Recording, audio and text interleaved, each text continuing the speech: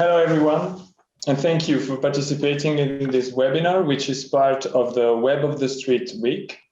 This digital forum is organized in replacement of the event Words from the Street, third International Forum of Social Street Workers, which has been postponed to 18th, 22nd October 2021 because of the health measures related to the COVID-19 situation.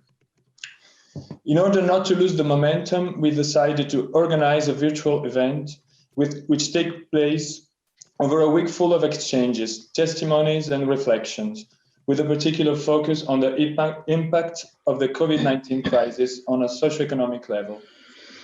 Some events are reserved for Dynamo International Street Workers Network members, notably on Monday and Tuesday with the pilot group meeting, a kind of general assembly of the network. Others are open to everyone. These include today's virtual conferences and the press conference on Friday, the 30th. Today, October 28th, we're organizing 4 international webinars in French, English, and Spanish on specific themes related to the impact of the coronavirus crisis at the social level.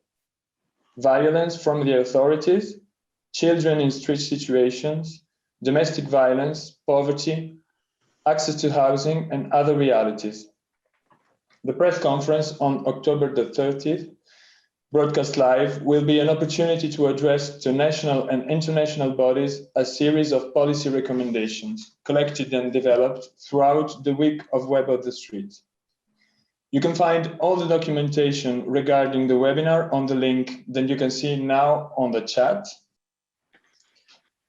And also on the first slide, you now can see and have some technical instructions for the webinar.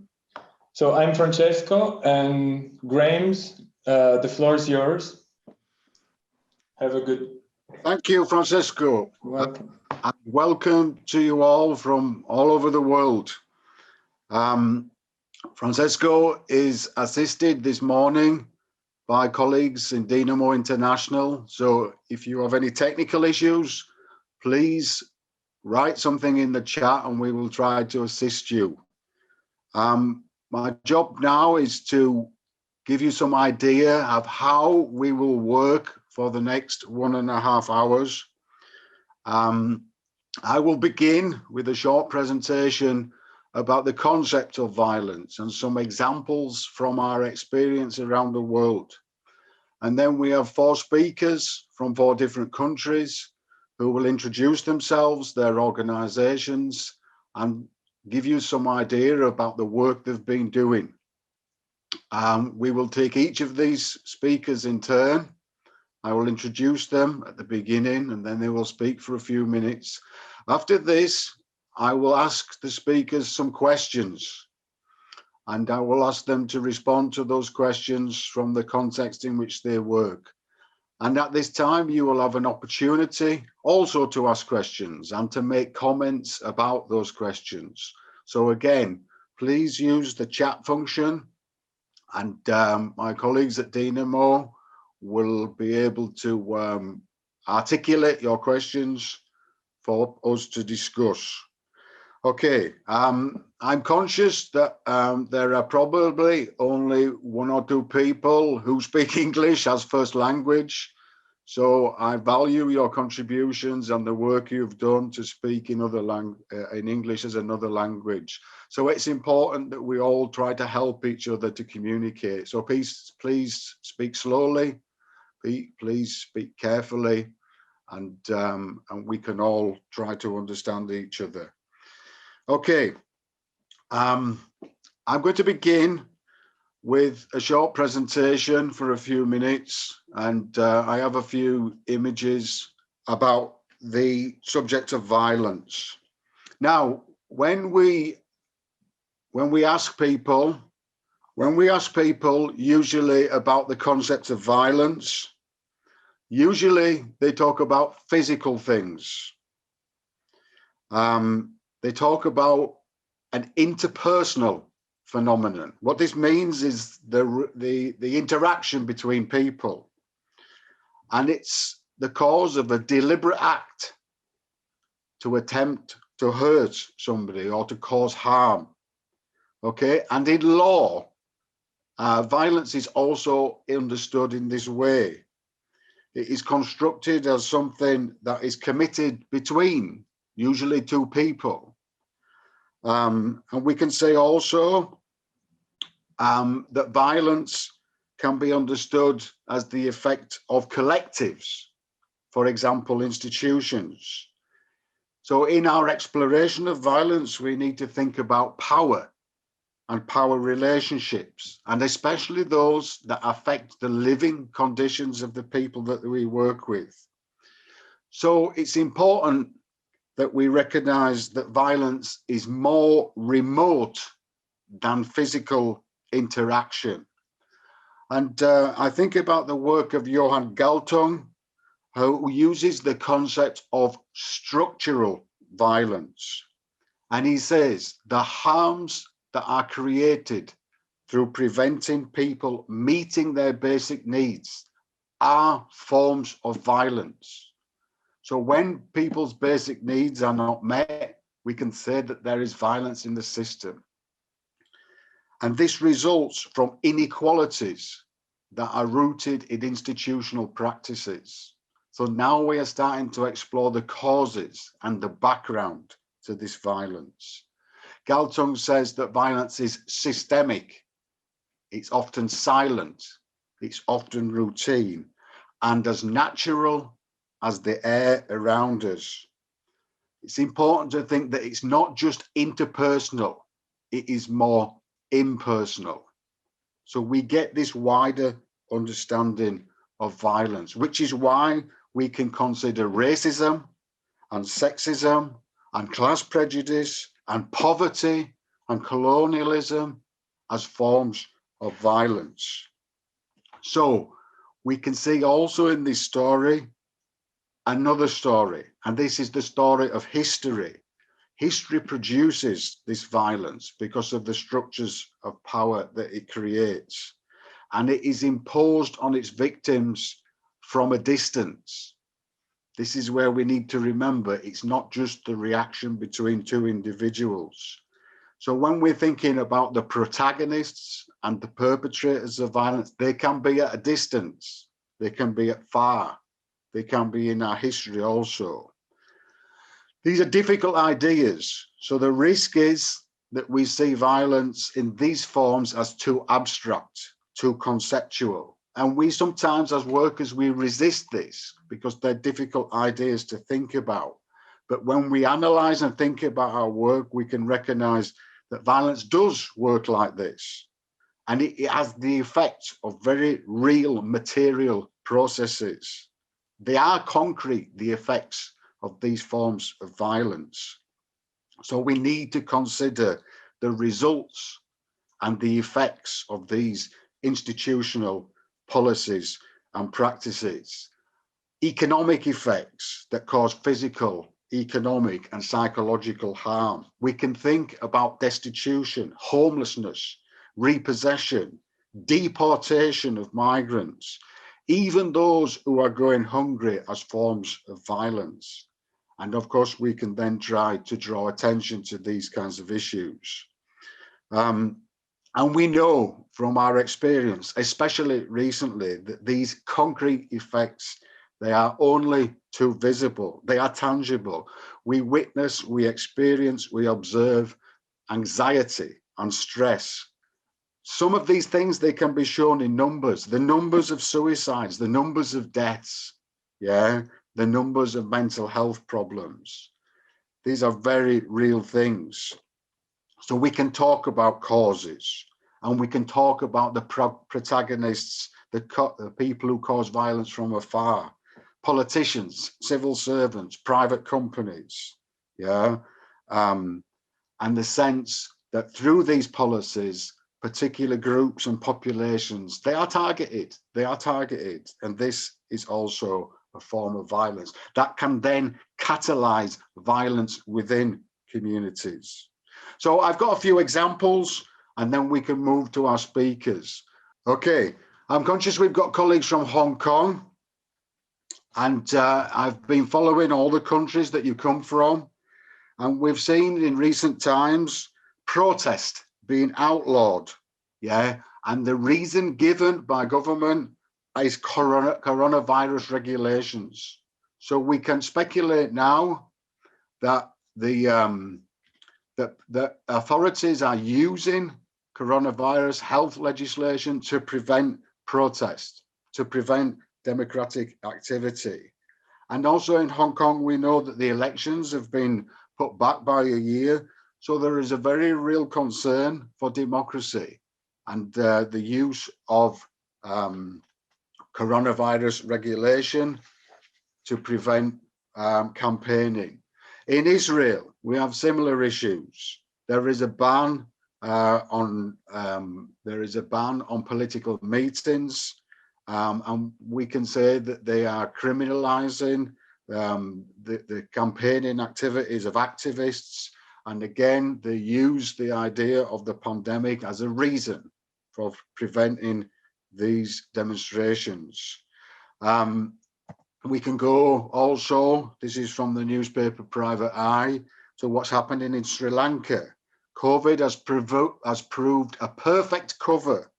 Police have announced that anyone criticizing the government, they have arrested 66,000 people in recent times, and they've used the COVID restrictions as a reason for these arrests. We can see also in Sri Lanka that contact tracing is run by the intelligence agencies, not the health services. And this allows a form of surveillance of people's political and religious activities. There has been the denial of burial rights for the Muslim community, the persecution of minorities through COVID regulations. In Britain, we see that COVID legislation has enabled the police to use stop and search powers. And when we look at the statistics that we've gathered on this, we can see that young black men, for example, and those from minority ethnic communities, they are twice as likely to be victims of this legislation, to be given fines. So there are important questions about the defence of liberty. In Australia, the police chiefs, they have used COVID legislation to prevent Black Lives Matters campaigns. And once again, we can see this relationship with politics. At a different level, a softer level, in the UK, we can tell you that many street workers have been asked by the police to intervene in groups of young people who have been gathering on the street. They say to us, please go and stop these young people gathering. Yeah, we prefer your softer approach. And this is interesting because there's an acknowledgement of our power and our relationship with people. But of course, we need to imagine that there is a different side to this story, that we are being incorporated into control measures. These are dilemmas. There are no easy answers to them. We should not say we will not work with the police, but it's about negotiating our relationships with them. So what else do we know from our work recently? We know that there's been an increase of violence in the home, domestic violence and familial violence, yeah, and this has a significant effect on people. We know from colleagues in South Africa and Kenya, where especially in the areas where people live in informal settlements, can you imagine how difficult it is to socially isolate when you live in such concentrated populations? And yet we have images sent to us by activists of people being beaten under the name of coronavirus legislation. In Britain, our biggest problem at the moment is that we've seen an increase in people sleeping on the streets, and street workers report an increase in this. This is ironic because we were successful in campaigning that all people who were sleeping on the streets were given hotel accommodation at the beginning of the pandemic. We knew if they stayed in the hostels, there would be problems with social distancing and the transmission of the disease. So people were put in hotels so they could separate out individually. But this system has now stopped. And we see again an increase in people on the streets. And just recently, we have seen that the Home Secretary, the government have said that they are going to deport those from other countries who were sleeping on the streets. So there's a lot of politics. In Finland, colleagues report the success of the housing first policy. We must get people inside and secure and safe from the virus. There are strange stories also. There is a context of fear that exerts an effect of violence. The story from Sweden about parents who were so frightened about their children that they literally locked them in the house for 5 months. So there's some things about the freedom of movement of young people, the freedom to move, and so on and so on. Even we know that children are prevented from playing outside of their houses. Many parents are keeping children from going to school. Yeah. We need to employ our history as people who think like geographers to understand space and place. And of course, we've got serious issues that affect some populations more than others. And we know which populations they are. These are the deprived areas. The COVID death rate has been twice as much in some areas compared to others. So we can say now with our theory that COVID reveals structural violence. It has amplified, accelerated, and exacerbated existing inequalities. These are not new problems. These are old problems, and they are manifested further in violence. Only yesterday in the UK, we are told that the structural inequalities are the cause of these deaths. So we need to think about economic poverty, food poverty, poor health, access to healthcare. They are all forms of violence. Just a couple more. I'm interested in the fact that the economic crisis that COVID has created has meant that many of our organizations are struggling for finance, for the money to do our work. And this is difficult because many of our sponsors, many of the charitable donations that we receive, they've gone down, they have been eliminated. But some organizations, they are trying to advertise for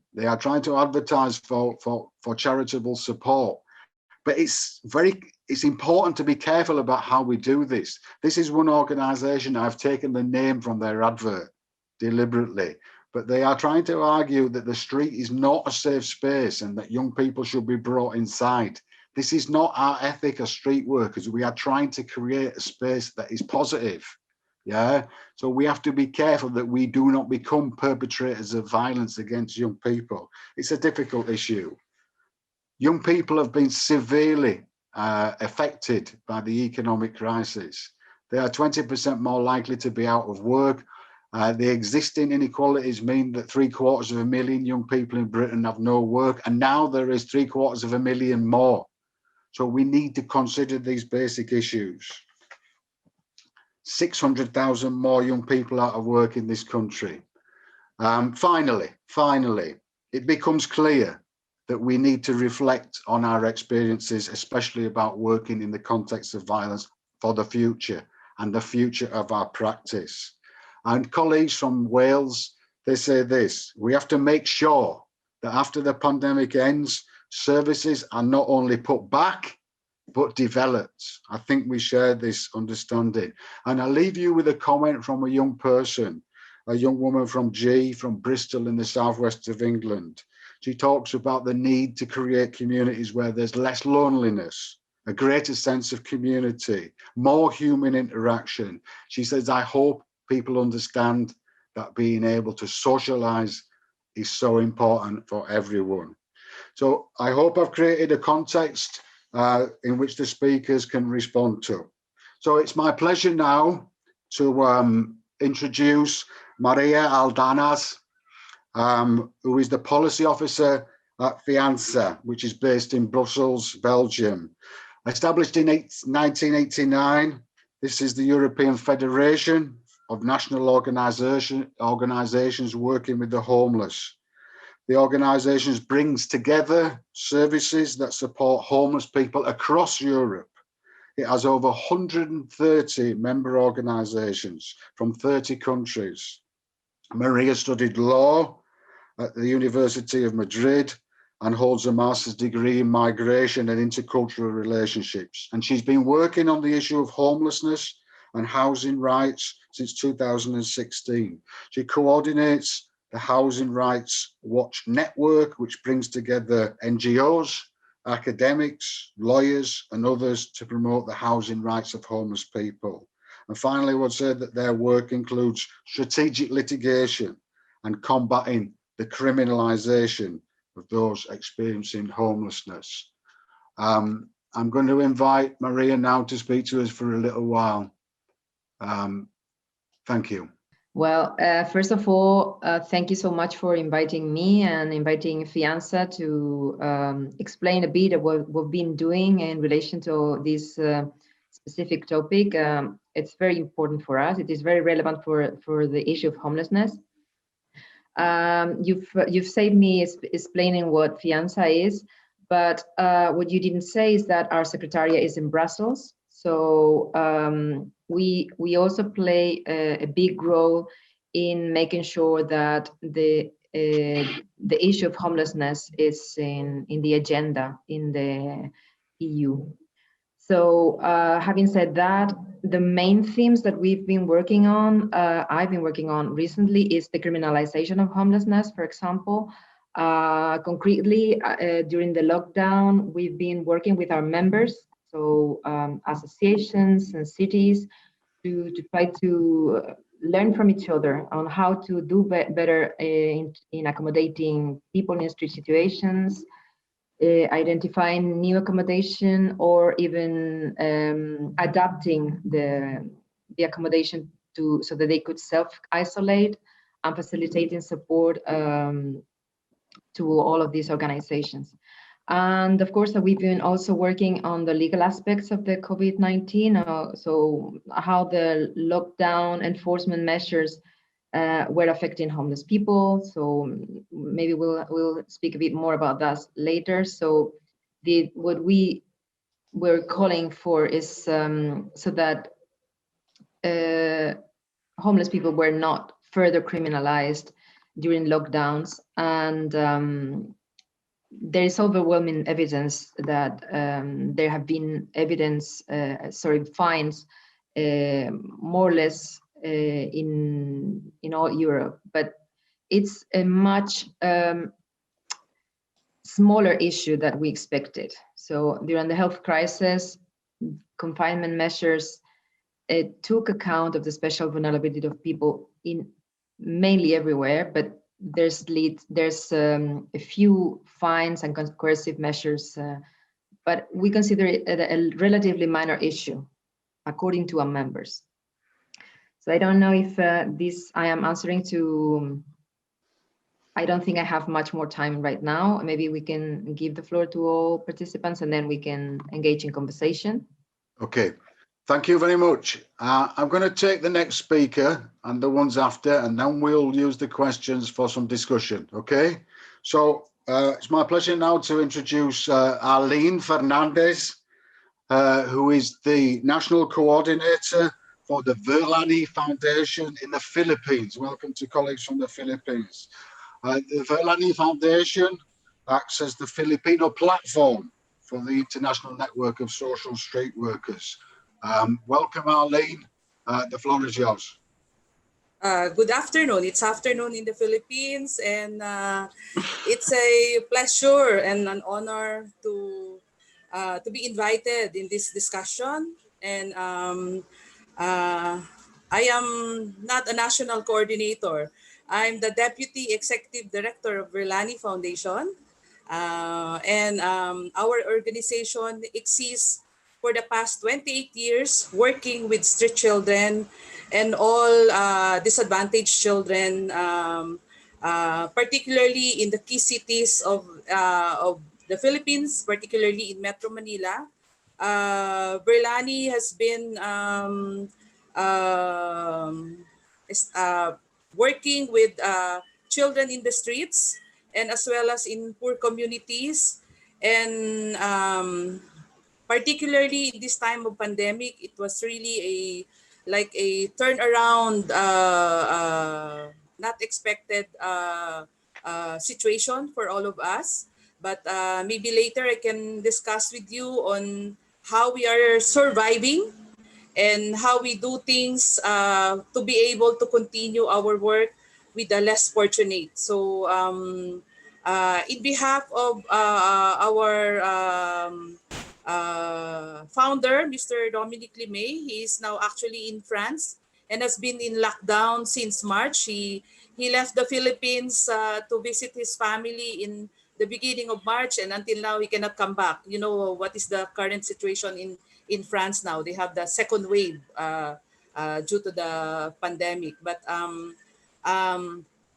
but I can say that in all these challenges, we can always have the opportunities to to look at it. So maybe later I can share more. So hello to everyone, and it's very nice to see familiar faces. Thank you. Thank you, Arlyne.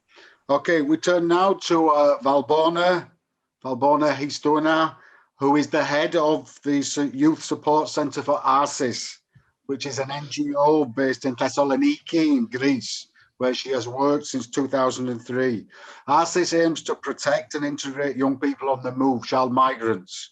Valbona develops training sessions on child protection and children's rights for professionals and for young people. She's also a member of the Citizenship Commission in the region of Central Macedonia, which is in northern Greece, and a representative of the National Committee for Human Rights. Also, in addition to these many other activities, Valbona is one of Dynamo International's resource persons. I won't say good morning because I'll probably get it wrong again, but welcome, Valbona.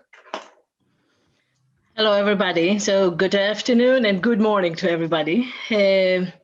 Actually, ARSIS is a Greek NGO that is operated all over Greece, not only Thessaloniki.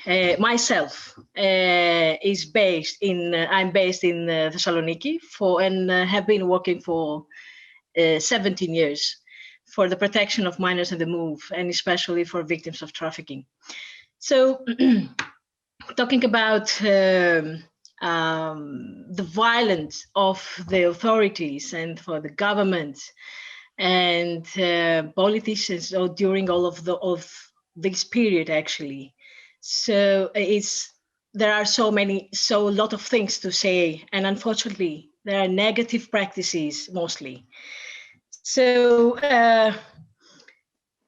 Greece is the first gate of welcoming actually people from different countries that are in a war situation, or in a extremely poverty situation, or in disrespecting human rights situations and contexts. So having all of this, the huge number of people that are trying to find a safety environment, a safe environment in Europe, Greece is the first door that is doing that. In the era of COVID-19, there were plenty, unfortunately, of cases that the government just pushed off and disrespect of the human rights and of the people, and actually talking about basic needs of those people. So when the government, the Greek government, but even the European government, was talking about the campaign, stay home, stay safe. So the refugees and migrants were totally out of the picture. So it was very difficult for Greek civil society, for the Greek society in general, to see that how those people can be included in the whole picture of the government and in the whole picture of this politics. Talking about camps, talking about refugee homes, where there are more than 10,000, and talking about Moria, that actually is the most famous refugee camp all over the world nowadays. So there were about 17,000 people for all the period of lockdown in the total lockdown in Greece, and then after the the breaking the lockdown, all the camps, and especially in Moria, continue to be in a lockdown situation. And so everybody can understand that this situation brought the people to be angry. Nobody could know that who is the people in charge, who are the responsible persons for the creation of those situations around Greece, in Moria and around Greece especially. So people that could move or wanted to move in the other parts of Greece, just because to find a solution for their life, to touch their basic needs, actually, they couldn't do that because they were arrested. They had to be fined, actually, by the police, because they cannot keep their social distancing. They could not be at home or be isolated. So a situation actually that is continuing nowadays, because nowadays it's still the same situation. So there are different locally lockdown taking place, and still refugees and migrants are not included in the picture. So even the new camp, the new situation of the Moria camp, of the people that lived for many time for a long time in Moria camp, they are still living in another camp in a similar situation that cannot be part of the society, that cannot keep of the restrictions, actually, and the measures of safety measures that the governments actually are trying to apply. The society is actually the social solidarity is trying to push the government and to have different movements and good practices in order to keep people safe and to keep people integrated, to keep people with us. So to be part of the society, because they are part of the society, since they are living in the Greek territory, in a European territory, and of course there have to be pushing policies in the European Union governments as well, that that will support people for the time ahead. Thank you very much. That's super, thank you.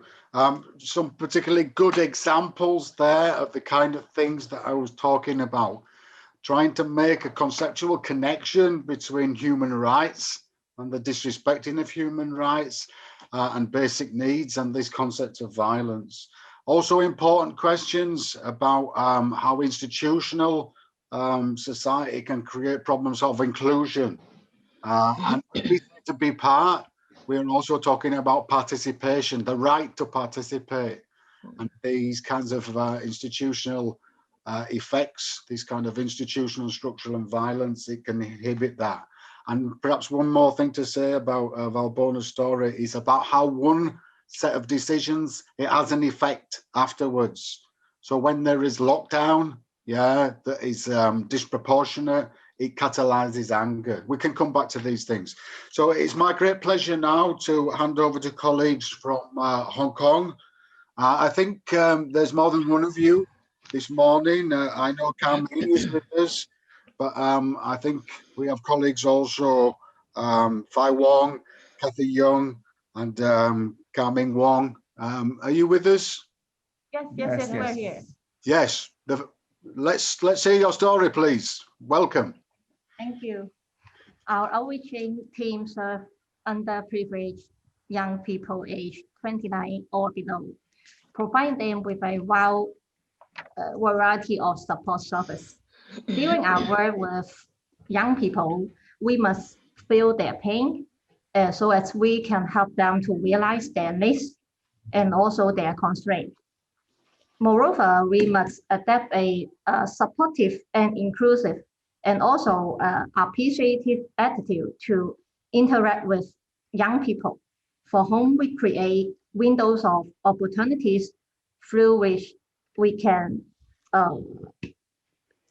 strive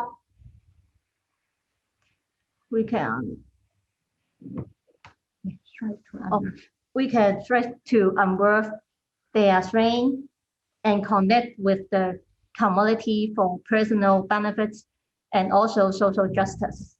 Since 2019, Hong Kong has gone through some trying times due to political disturbance and also COVID-19 outbreak. Young people are experiencing unprecedented level of pressure, anxiety, and also despair. According to a recent research by University of Hong Kong, 15% of Hong Kong youth are suffering from symptoms of depression, and that rate is 3 to 4 times higher than that of their counterparts in Japan, Korea, and the mainland. Due to the breakdown of communication and trust between young people and helping profession, those needs in service are being increasingly difficult to reach. Moreover, more young people have gone into self-seclusion following the suspension of school, also the suspension of public service and entertainment revenue due to the outbreak since February. To our service, this is a challenging time. In response to this challenging, we try hard to come up with a wild measures to ensure our work can fit the current state of our youth.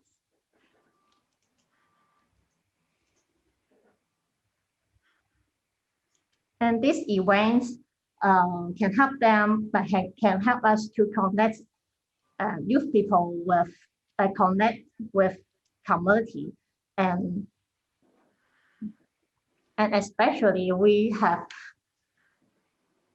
tried hard to have some emotional support for the youth who are suffering from the social unrest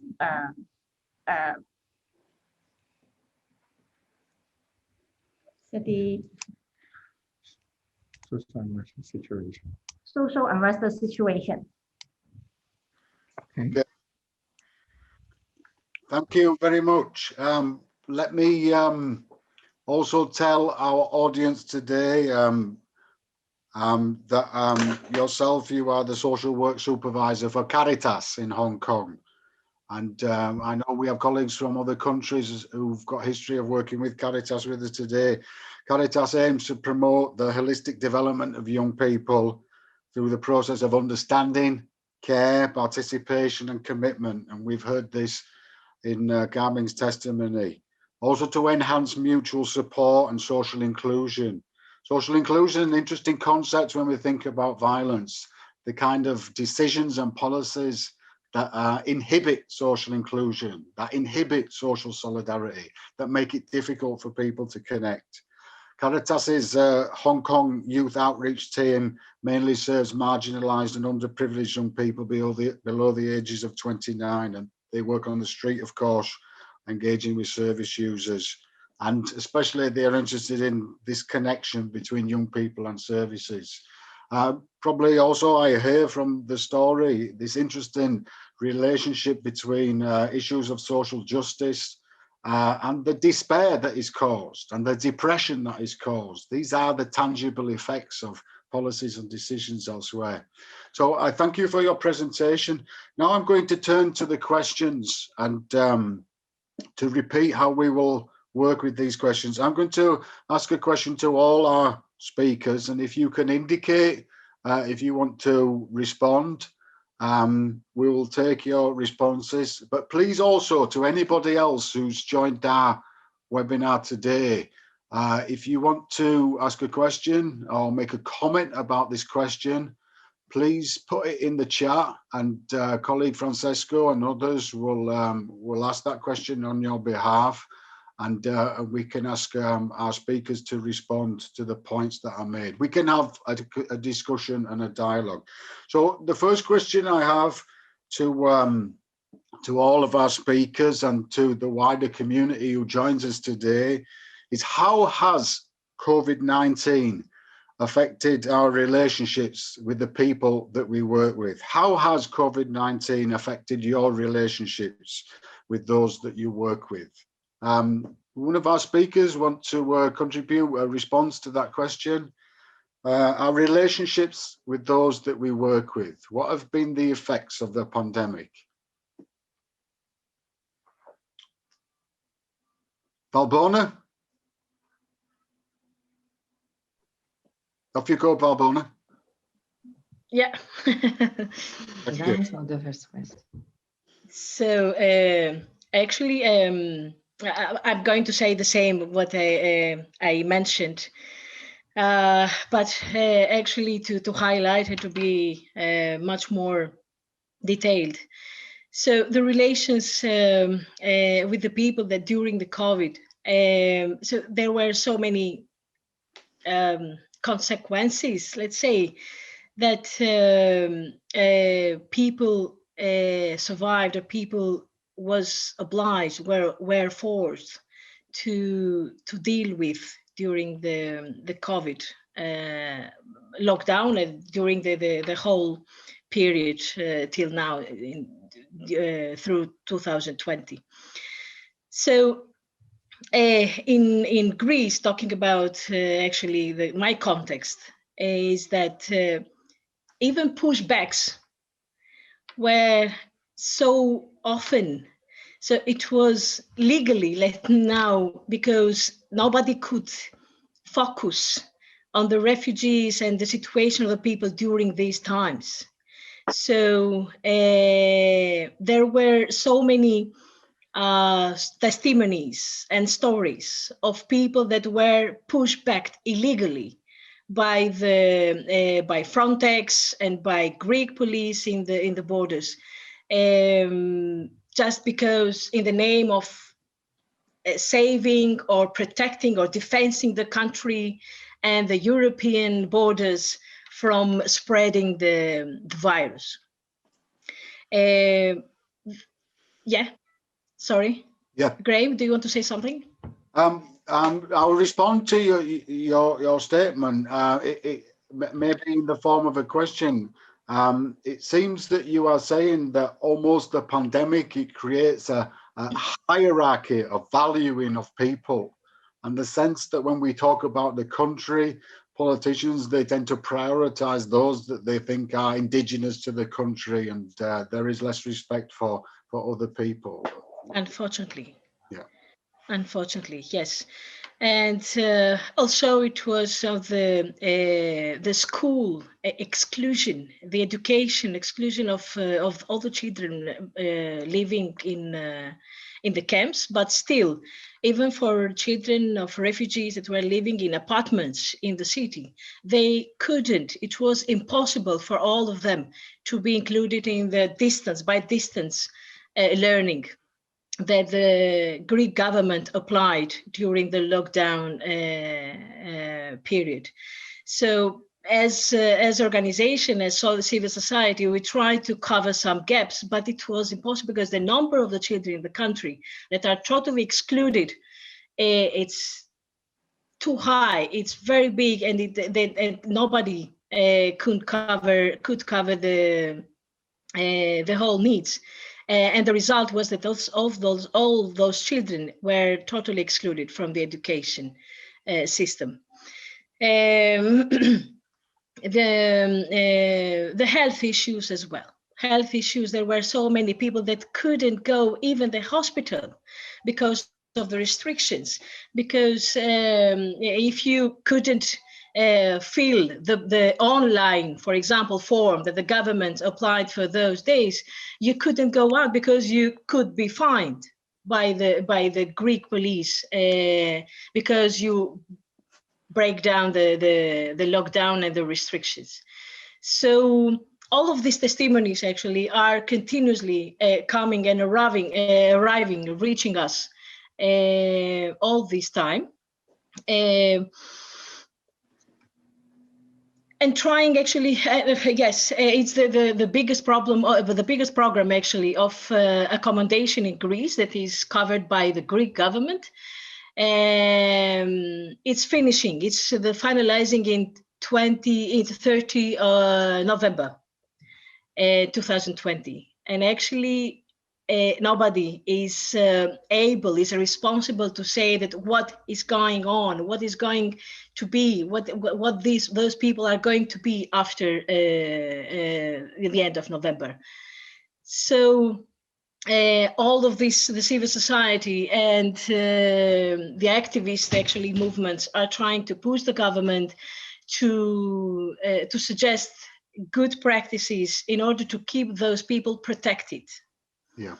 Okay.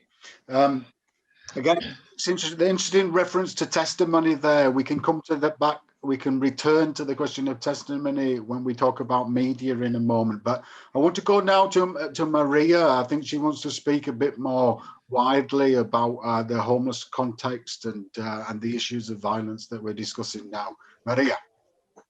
Yes. Well, what I wanted to do is like a kind of speak about the context that existed before COVID. I don't think we can speak about COVID and how it affected homeless people and what we can learn from that, or what kind of opportunities we see in that, if we don't speak about generally what is violence in relation to homeless people. Like, and I think that if you ask, I don't know, the general public, for the general public, being homeless means someone who lives in the margin of society, who is more or less invisible. There's a stigma associated to being homeless. And I think that the biggest issue in relation to homelessness and violence is how homeless people that need to live in public spaces are being penalized for the activities carried out in the public spaces. And this is something that has been happening in Europe in the last decades, and it's still there. And this is being seen in the laws, in bylaws, in ordinances, in national laws, in the Hungarian constitution, for example, forbidding altogether sleeping rough, for example. But violence can come from many different actors. It can come from the general population, so associated to rejection and prejudices. It can come from the local authorities, sweeping away, cleaning the city centers for homeless people, especially in very touristic cities. It can come from the police, finding the homeless people that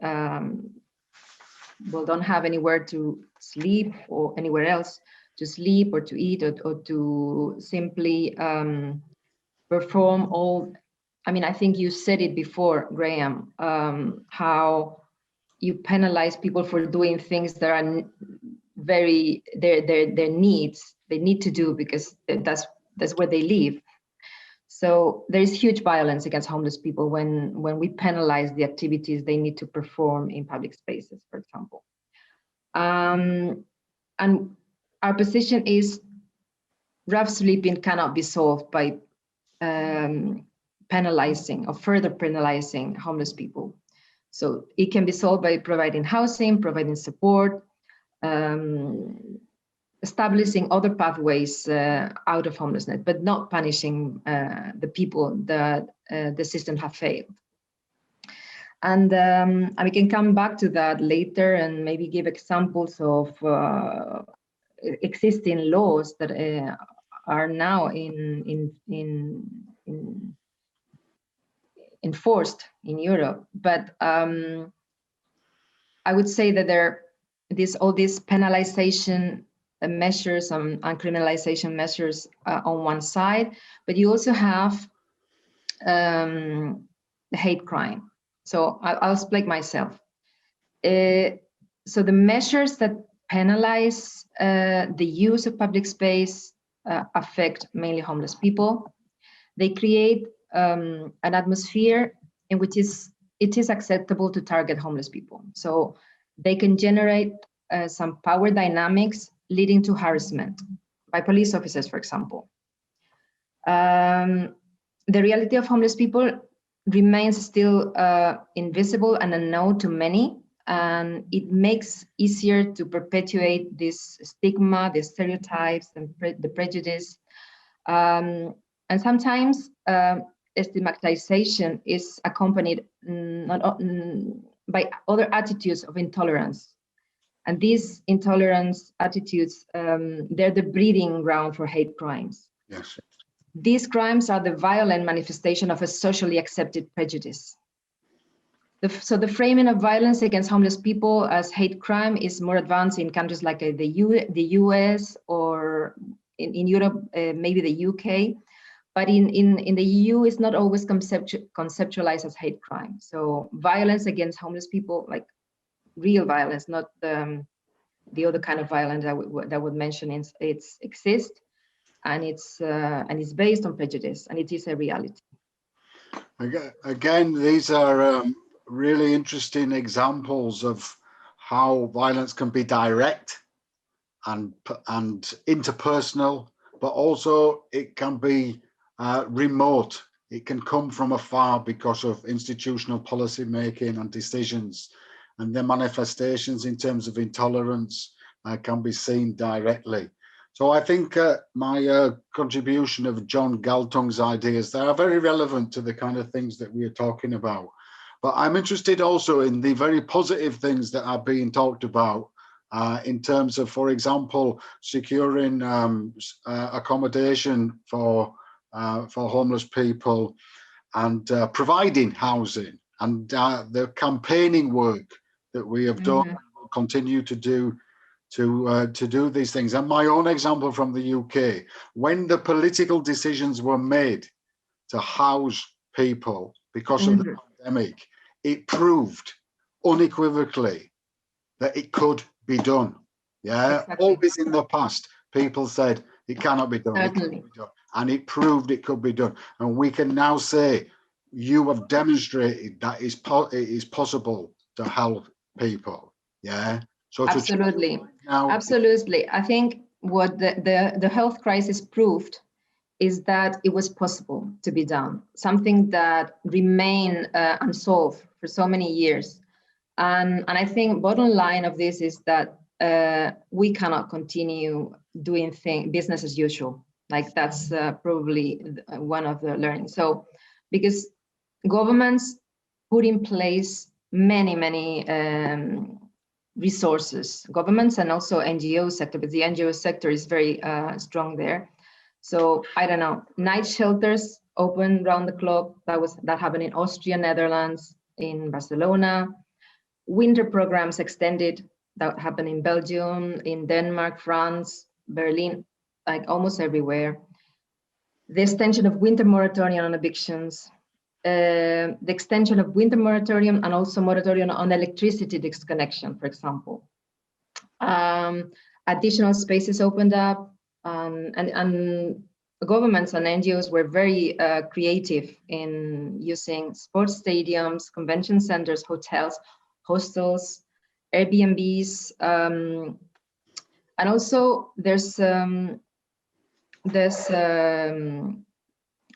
a huge, an important part of the measures that were taken that has to be with suspending evictions, because we want to keep homeless people accommodated in this temporary accommodation, but we also want that there's not another influx of homeless people coming in via evictions. So keeping people housed and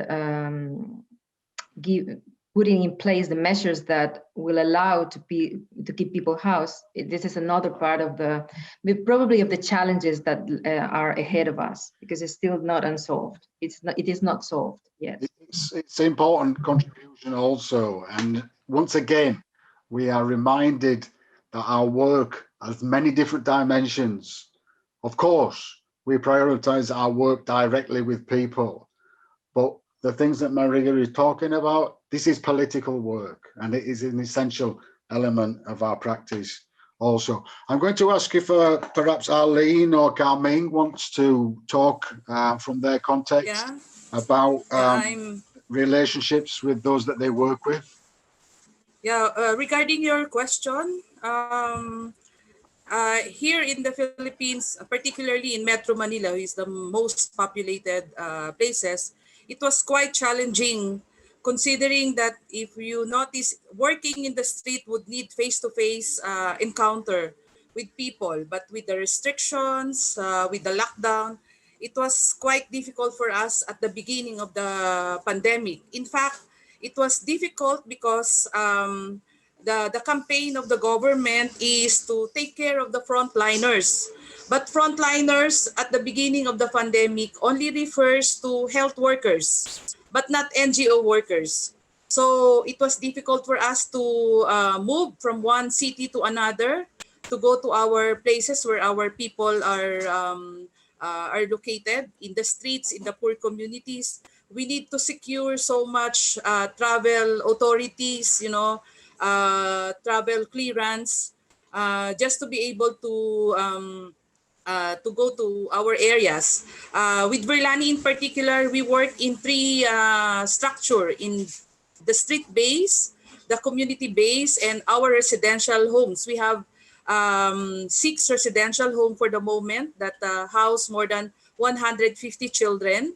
So what we do at the beginning of the pandemic, because no one can move, but in terms of creativity, because for instance, with the community and the street base, we were able to identify leaders already in the community. So our social workers, our street educators don't need to go directly to the street, but they make use of the social media. I know, for your information, I think the Philippines is one of the social media capital, not just in Asia, but I think in the world. We make use of the social media to communicate. So for us, it was a very good opportunity to connect with our beneficiary through social media. We establish chat group, to check on their conditions, to ask what they need. But bottom line, at the first few weeks of the pandemic, what is very evident is the food security of the people. We work with families who have who are daily wage earner. So that means if they cannot go out of their house, they have no income for the family. So the relief distribution in our case was right away put in place on the second week of the pandemic. So even if it's very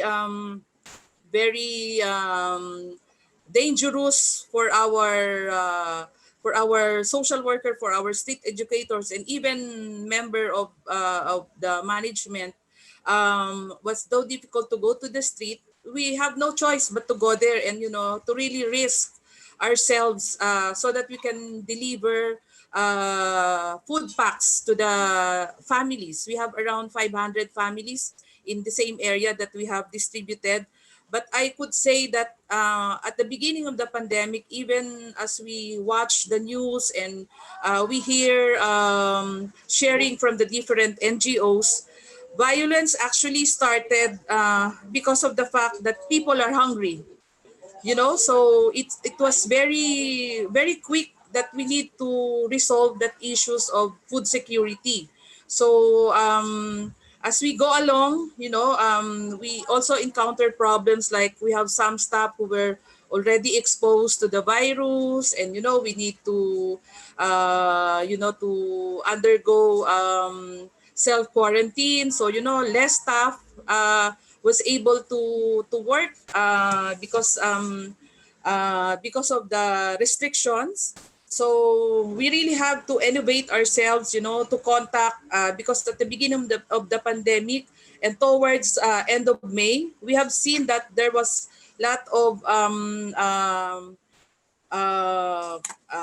hotels, for instance, and food company that are closed, and so they decided to give their excess food. There was really a solidarity among the different groups to really provide food for the people, because as the government announced that they are giving what we call social amelioration fund. It's like a cash incentive to the people.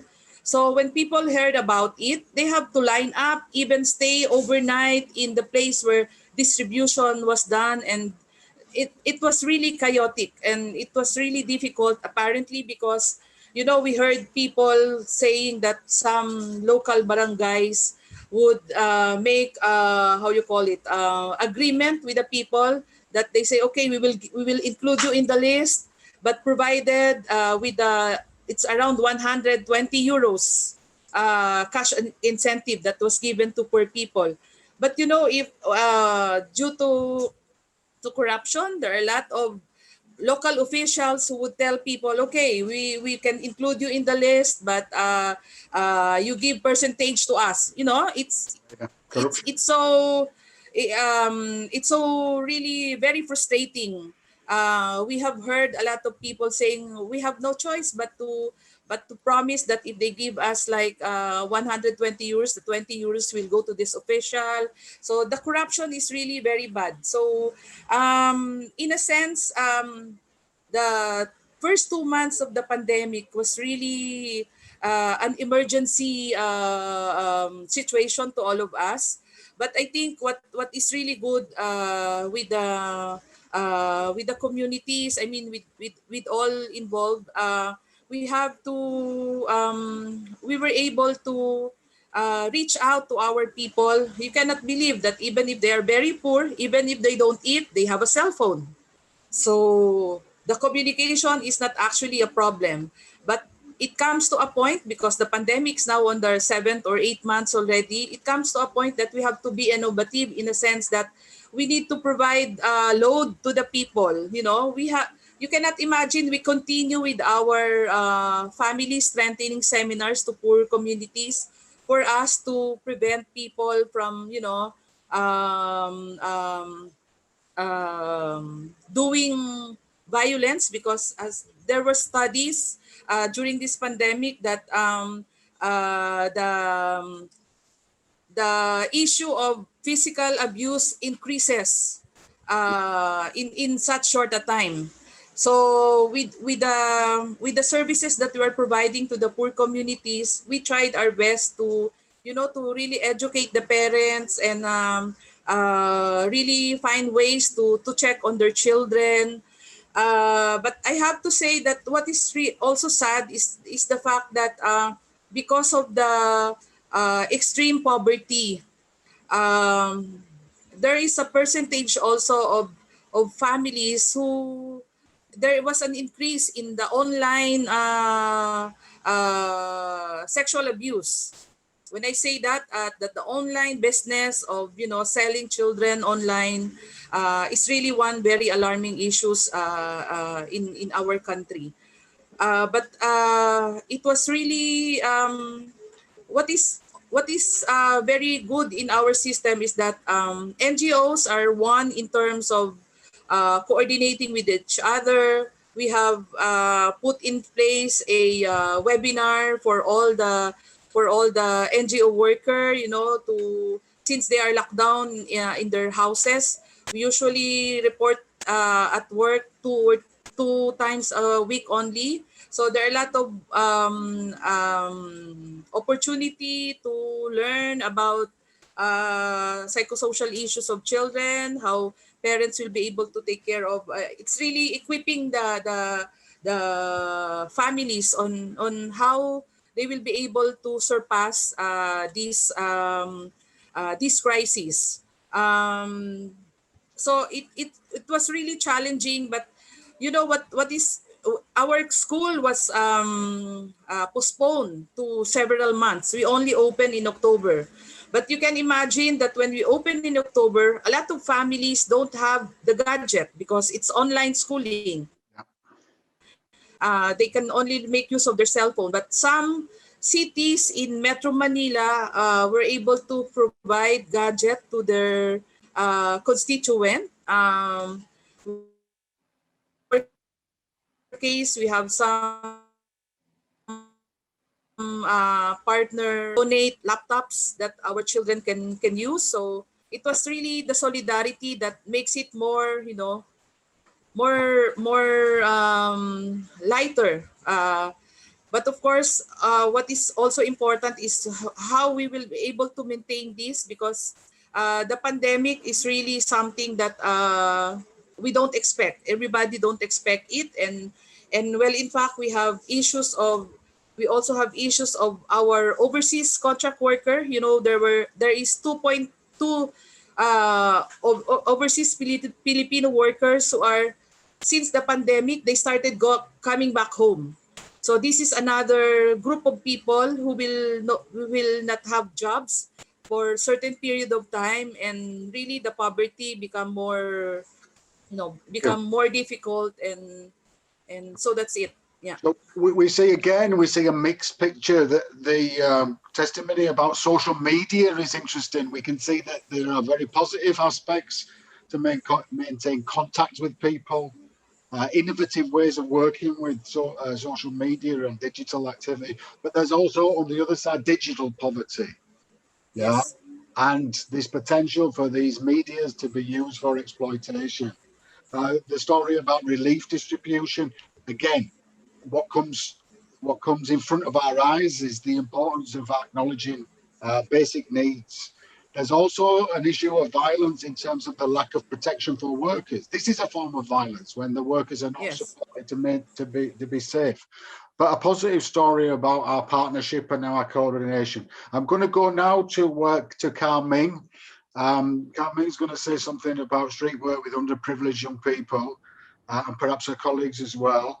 And then I'm going to invite participants. I think, Francisco, it's correct that we can give the floor to participants to speak if they would like to talk directly. And we'll see what comments come from our very many participants today. So first, I'm going to take a contribution from Carl Ming. Carl Ming, can you? Yes, we're here. Thank you. Yes, as you have said, we'll talk about the work towards the youth, underprivileged youth.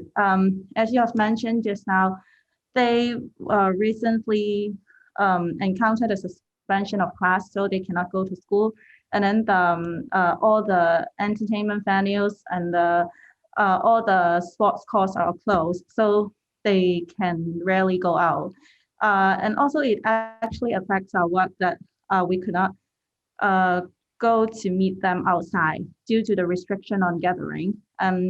Actually, there are around 1,500 people got fined due to the restriction on gathering, and 70% of them are young people. So they can rarely stay outside. They have to stay at home and they have nothing to do. So they encounter family conflicts because they have to communicate with their parents, and then they could not stand with their parents' temper. So they encounter more family conflicts compared to before COVID-19. And then you have also mentioned the youth unemployment is also another issue that we have seen among the youth being marginalized, as they are less educated, and then they have less abilities to compete with other young people in the market. So they have to seek for financial assistance through social workers, which we have supported them a lot during the COVID-19. We actually see some opportunities during the COVID-19. We have also put our communication on social medias, just like what Philippine has done. She has also mentioned. We utilize the social medias to build up reports and then keep our engagement with the young people to ensure the connection between our service and the young people. Also, we have also see this as a chance for us to distribute the antivirus resources, just like face masks, as this is one of the law and regulations that the government has imposed recently. So everyone has to wear a mask, just like how we three are doing. And then it is also a way for us to re-engage our previous the young people we previously knew them before. So we also see this as an opportunity to provide tangible support during the difficult times. And one of another opportunities is during the COVID-19, there are more crises among young people. We also see this as an opportunity to intervene, we can provide immediate counseling service or crisis intervention to maintain our relationship with them. Thank you very much. Again, let me say how much I value the contributions of our speakers, but I also want to value the contributions of all other participants. So I'm going to ask Francesco now. He's been watching very closely the things that you have said in the chat function, and he's going to relate some of these comments and perhaps provide some further questions to take us to the conclusion of our webinar today. Francesco. Yes, Graham, thank you. Indeed, I have some comments and questions from the participants, and I'll start from a couple of comments coming that speaks about the work of social workers and street social workers during this COVID-19 crisis. And as a street social worker myself, I can relate very much to this comment. So they speaks about the creativity and the capacity of adaptations of social workers. For example, I have a comment saying, under COVID-19, I have managed to maintain some face-to-face work, but also support others to be connected via digital spaces, and I've had more one-to-one time with the individual. This has deepened my understanding, my practice, and my approach, and given me more time for relationship and active listening rather than constantly firefighting, as my work is around homelessness, sex work, CSE, and loneliness and isolation. There's another one that goes, we believe that our relationships with young people have been enhanced during the crisis, while most other agencies have been less visible. Our street workers have still been out and about, visiting homes, delivering essential items, and offering support to young people wherever they happen to be. So these are some meaningful comments, I think. And then I have a couple of questions specific for Valbona.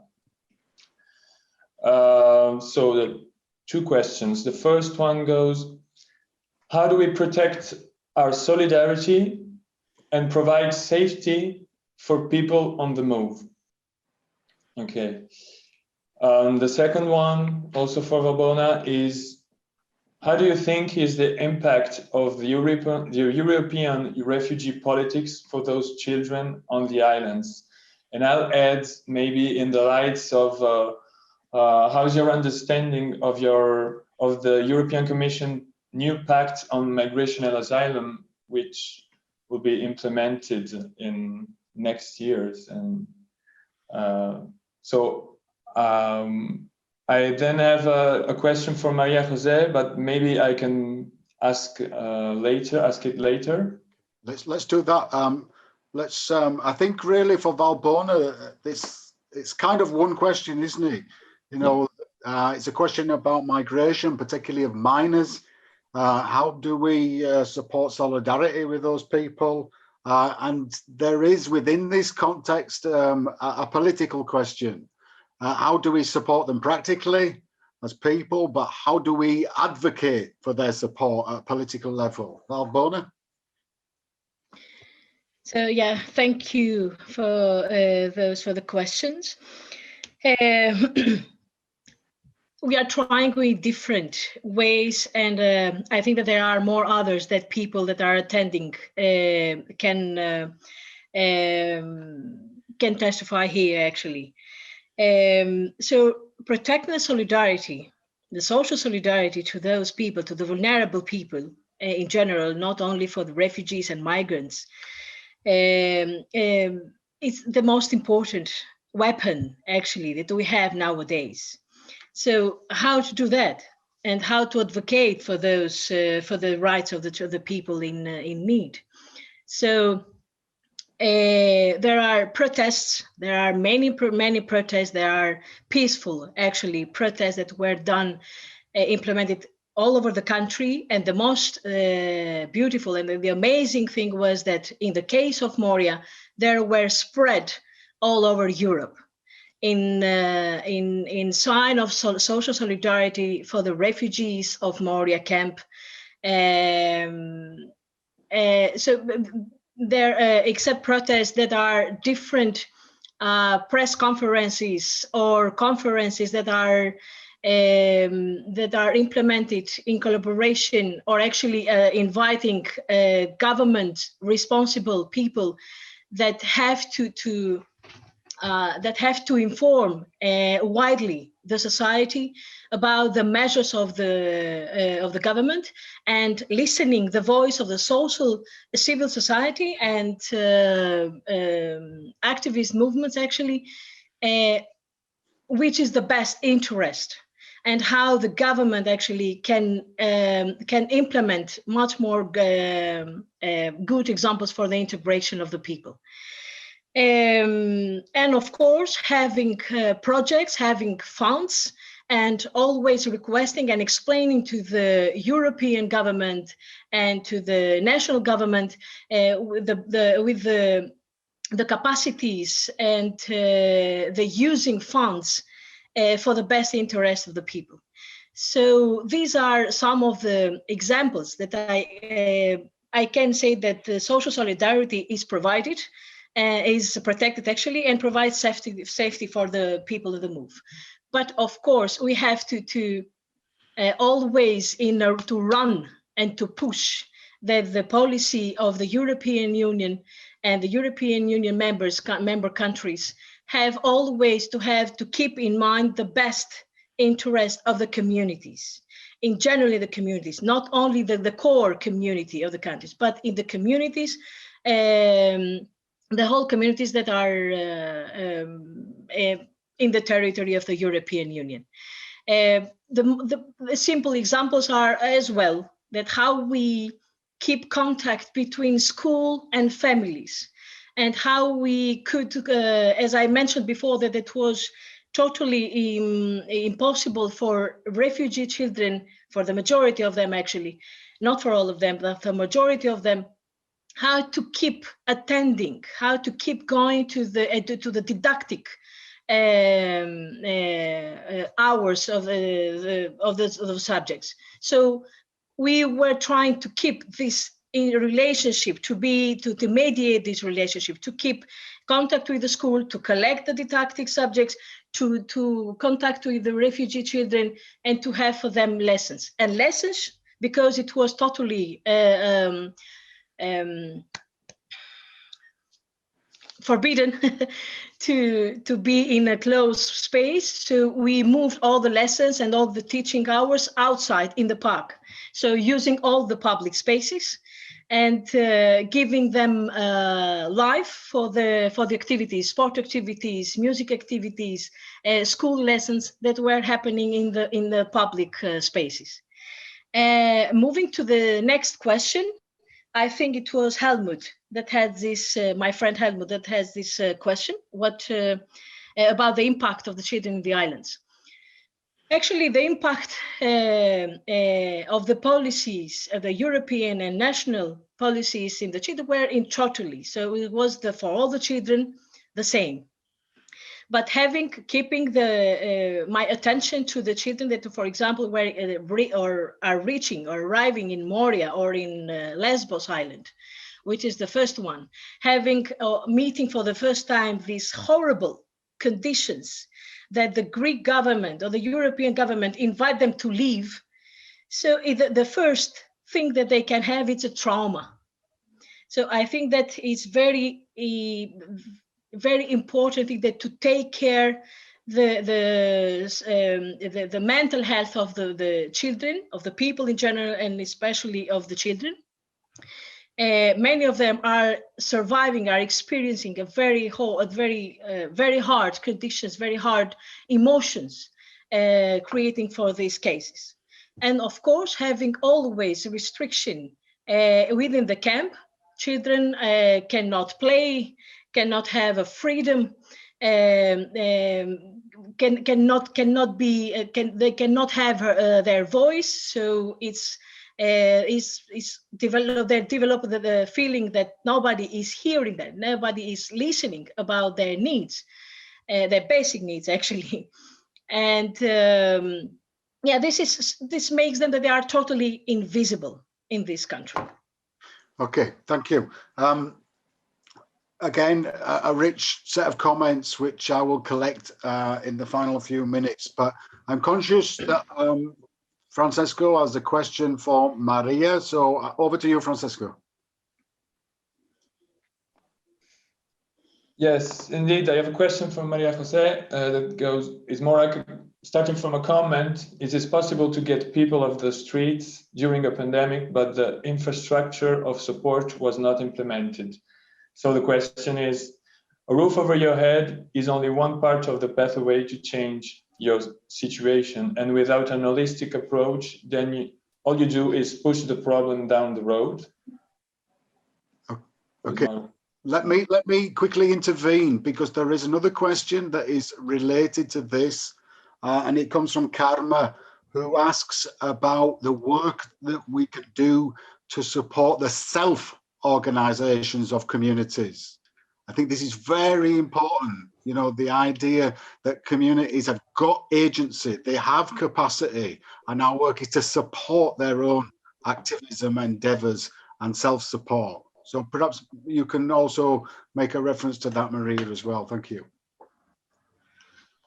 About the first question, I think this is among the challenges I was speaking before, like is keeping people housed. So this temporary accommodation has been created so that our fear was that after the lockdown, when all the measures put in place could be, end, so some people would go to the streets. But it's also very true that housing or accommodation or a roof on top of your head is not the only issue. Many of the homeless population that exist in European cities have high needs. And normally, and I'm conscious that I'm speaking to a lot of social workers and outreach workers, they need support. Because a lot of the homeless populations have high needs. And when I say high needs, I'm referring to all different types of needs. So support is something that is very relevant to keep people housed. Like, it's not only just giving them a roof over their head and just, okay, that's it. This is what we're done. And I think there's a huge challenge in offering that very much needed support.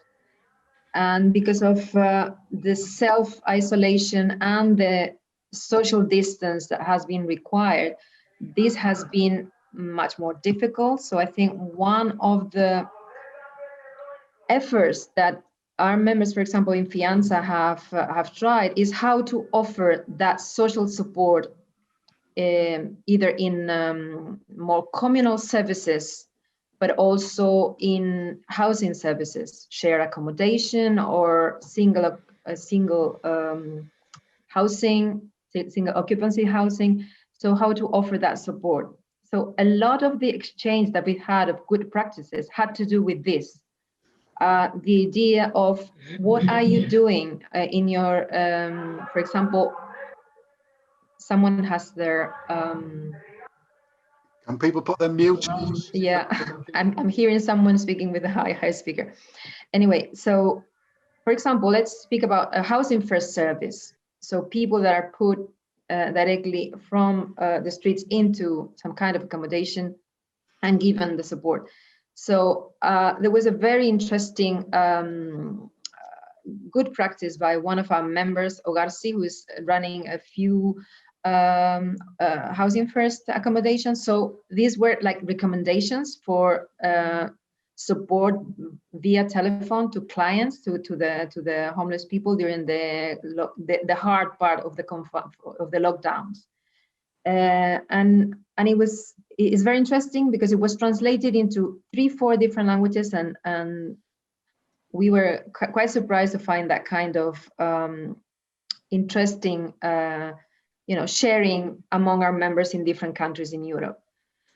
So of course, support is essential. So when we say, I think in FEANTSA, we are always looking at the structural causes of homelessness, mainly because we want to move away from the individual focus, like is the individual's responsibility of being in that, but we want to focus more on what's structural, and I think housing can be tackled like from a structural perspective would be, but it wouldn't solve on its own because we really need support with it, depending on the needs of the person.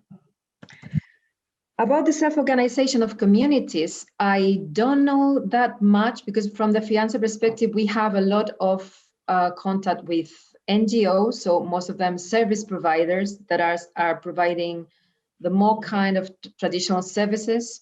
But of course, I, as a person, as an individual, I have realized that in many countries, and for example, in my home country, in Spain, people have everything to do with ensuring that people are receiving their food. Like that's been like a very important, like the queues, people queuing to receive food from associations, very communities, the very own communities that nothing linked with the government, because the government or the local council was not, for example, in Madrid, it's happening like there were queues in several districts in the more working class communities that were distributing food because there's a lot of people that didn't have access to food, and the government wouldn't provide them with that. So I think that's it is very relevant because in so many ways they are replacing the obligation of public authorities to cover the right to food. Okay, I'm conscious of the time. I recognize that some participants will need to leave now, so I'm going to make some closing comments. However, we have an extra 15 minutes, so I intend to make some closing comments and then we will continue our discussion, okay? Just to respect those that need to leave us now. First of all, it's just so obvious for me to say that the quality of the input from our speakers today and the conversation has been wonderful, very high quality. It reflects the commitment of workers. But I want to especially identify the comments that have been made about the creativity of workers, the innovative practice, the capacity to adapt and flexibility, this sense of moving in response to conditions. As somebody said, the ability to work in different ways, depending on who we are working with. And then we have a theme today about the relationship between working with individuals and groups and communities, but also at a structural and political level. There is no choice to be made here. We need activities in all these different areas in order to examine and identify and draw attention to structural causes as well as individual problems. And the word social, it comes up, the necessity for social protection. On Friday, in our comments in the press conference, there will be many references to the importance and value of social protection. But the other social is, of course, social solidarity. And we are demonstrating our capacity to keep contact with people, but also to keep contact with each other, to exchange good practices. So I want to say a great thank you to all the people who have spoken. To repeat, we've got a few more minutes afterwards, but if you need to leave us now, I thank you for your attention today, and I wish you well. And please do, if you can, join us for the press conference on Friday, where the observations and recommendations document, which will be influenced by the things that you have talked about and contributed today. We will make a commitment to make sure that you have the information that's been put in the chat. I think we should be able to get a recording of a video of our conversation today, and the slides and presentations will be available also. So this will act as a resource and some evidence of our work today. So again, if you need to leave us now, thank you very much. But I'm going to go back to Francesco now. I think probably we've got another 10 minutes, and I suspect he will have gathered other comments and other questions that perhaps we can continue to work on. Francesco. Yes, thanks, Graham. I'd like to ask the question about how street publics and people on the street auto-organize themselves to find answers to that authorities didn't provide. So this capacity of auto-organizing. I'd like to ask this question to the other speakers, and in particular starting from Arlyne, maybe providing some context from the Philippines. Yes, okay. Francesco. Yeah, please. Yeah, in terms of the ability of the street people, particularly the poorest of the poor, able to, you know, to survive and to stand on their own, I think very basic for Filipino, the resiliency. We are a very resilient people, and that you cannot just think of being resilient is something that is really, I think, in our culture, and that even how much difficult it is, even you can imagine that some families during the pandemic eats only once a day. And I really cried in one news on TV, because apparently the little girl, the mother has to barter some plants in exchange for food. And the little girl is telling the mother that because in several days they are just eating porridge, and the child says, maybe now that you can barter with the plants, maybe we can eat some egg and rice, something like that. So it was really very heartwarming. But in terms of the people who are in the poor communities, even if life is difficult, if I can tell you that even before the pandemic, we have a crisis here already. We have the volcanic eruption in the south part of Metro Manila. Even face mask was not anymore available before the pandemic. So you can just imagine how people innovate themselves, because the rule for face mask is a local ordinance already. And you know, people have no money anymore, and then they will be penalized for not wearing the mask. You can just imagine how difficult it is. But I guess people in the community, they are, they know that they can find ways to ask help from the neighbors. The solidarity become more stronger in this time of pandemic. Everybody has their way of reaching out to people who don't eat, you know, who are hungry, and I think we become also very vigilant, you know. With the social media, there is no way, there is abuse going on, but of course the alarming is that the decrease of reported cases, because of some areas don't have access to social media. And during the pandemic, you cannot just imagine that a very big TV station was shut down by the government. So there is no way people can be reached in terms of their condition in the far-flung areas.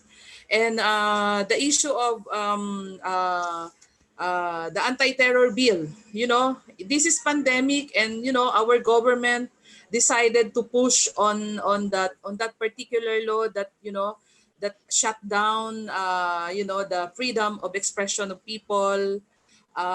They know, our government knows that it's not allowed under the law that they passed during the pandemic, that people are not allowed to gather in big numbers.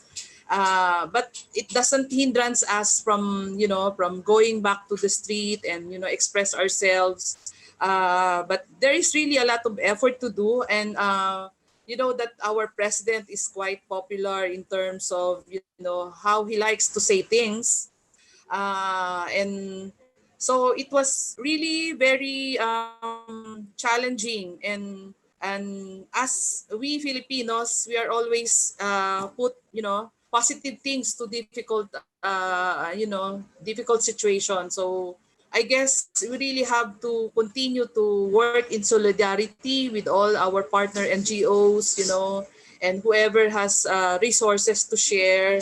And people in the community, they are assured that you know, help will be there, and that they are encouraged to speak up and to reach out in case there is very much difficulty. Thank you. I would like to ask the same question to Valbona. It's certainly something that we found in the chat from colleagues.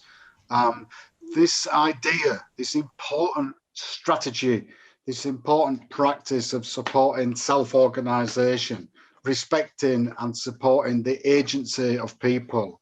Can you make some comments about this? I think this is a really important point because it demonstrates the positivity of the practice. Yeah. And at the beginning, I said it's easy to be negative in terms of violence, but these are really important positive dimensions. Valbona. Yeah, thank you very much. And actually, I'm happy that I have a good practice to show. Actually, there are many Turkish refugees in Thessaloniki, and that through our connection through street workers and through the youth support center that we are running, we discussed together, and we invited them to use our spaces that for their meetings, for their lessons, for their education. And actually, there are many activities that the community of the self-community, actually the self-organized community of Turkish refugees are doing a lot of things in common in the youth support center that ARSIS is running in Thessaloniki. And I'm quite happy to say that. And it's the Nigeria community that is supported in the same way. But they do not organize education workshops or courses, actually, but they are organizing their meetings, they're organizing their celebration of their communities in their very important days, national days of Nigeria, using our space. So yes, this is very important, actually, the supporting the self-organization, actually, of different communities in Greece. Thank you. Forgive me for making a philosophical intervention. It was the American philosopher John Dewey who said that democracy exists in small places. And I think this is a very important thing to remember, the idea that democracy exists between people. It's the product of association, social solidarity. It's not something that easily is seen as only in the parliament and in the government. It exists on the street, in the community. And these examples of support for social and community solidarity are very much part of what Dewey would call democratic practice. I want to finish now with very great thanks to Maria, Arlyne, Valbona, Ming, and our colleagues in Hong Kong. And I want to just quickly remind ourselves of something that Maria said, and others, of course, as well. The things that we have done, the very positive things, and the things that governments have done, they are evidence. They are evidence of the possibility to do things differently. And our work now must be to continue our work directly with people, but also at a political level, to remind people always that there is evidence of the possibility to do things differently, to secure a positive future for all the people that we work with. So I conclude by saying again that we will gather together the material from today so that we have a resource to inform your practice for the future. And I will conclude also by saying again that we have a press conference on Friday where we will try to communicate our messages. And as colleagues who speak French say, it becomes important, rendre visible l'invisible, to make visible the invisible. This is a primary ethic of the work of street workers. It becomes important to talk about the very good things and, of course, the problems that we experience and observe in our practice. So finally, again, thanks to everybody, thanks to the very, very many participants from all over the world. And I wish you well in your future as people, as citizens, and as social street workers. Thank you very much, and especially to colleagues at Dynamo for the support in the background. Enjoy the rest of your day, and I wish you well. Goodbye. Thank you. Thank you, Brian. Bye. Thank you. Bye, everyone. Thank you. Bye-bye. Thank you. Thank you. Bye. And Thank you.